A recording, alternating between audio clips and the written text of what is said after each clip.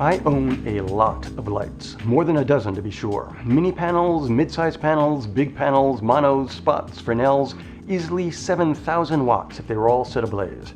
And while that seems kind of redundant, it is kind of redundant, but if you like to travel light, it means having choices, so you can pick just the right instrument you need. Sometimes it's a panel because there's no space. Sometimes you need a lot. Sometimes a little, maybe it's an accent, maybe it's a key.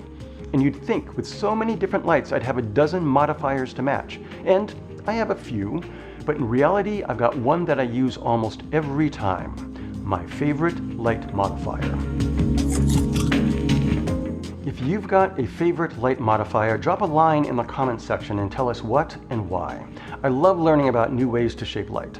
As of now, my favorite light modifier is the Umbrella Softbox. Why? Well, it's about as fast a setup as you can get, short of using your ceiling as a bounce. You can create a 48-inch soft source and grid it to reduce the spill, saving time and packing space on flags. And the light is very soft. Soft because it uses a book light style setup, shooting first into the silver of the umbrella and then bouncing through the scrim in front. The silver helps keep the intensity of the light while creating a larger, more even source. And then the scrim adds a second level of softness and evenness. Evenality. And you've got flexibility. Remove the grid for a broader spread of light, or remove the scrim for a harder light. They're also super portable. You can just chuck it into your light stand bag with no extra fuss, and they're cheap.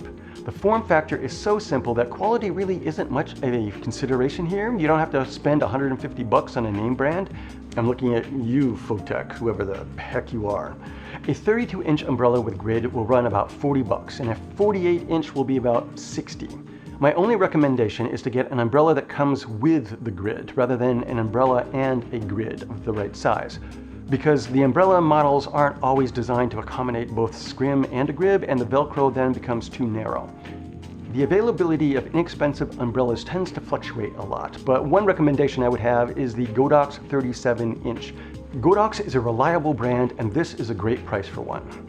Like all modifiers, it has a few limitations to consider. Umbrella softboxes are designed for flash photography, really, so for some reason they don't angle down so far with the larger lights. I usually have my light stand poking through the bottom of the scrim instead of through the stand opening, giving me a little extra flexibility with the angle. In the enclosed space, the heat is going to build up, so if your light has an issue with overheating, you'll need to lower the output and keep your eye on the unit. You can always unzip the stand opening and have the top facing up to let some of the heat escape.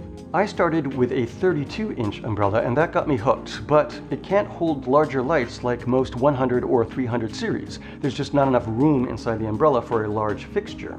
The Nanlite FS300, which I reviewed a while back, is an exception because it's a smaller light than most. I recently upgraded to a 48-inch umbrella. It's a gorgeously large light source for the footprint, and almost every light fits inside of it. The modifier is designed for soft light. That's kind of obvious, but that also means you won't be doing any hard light shaping. So it's not an everything modifier, though I don't know of any modifier that can really do both.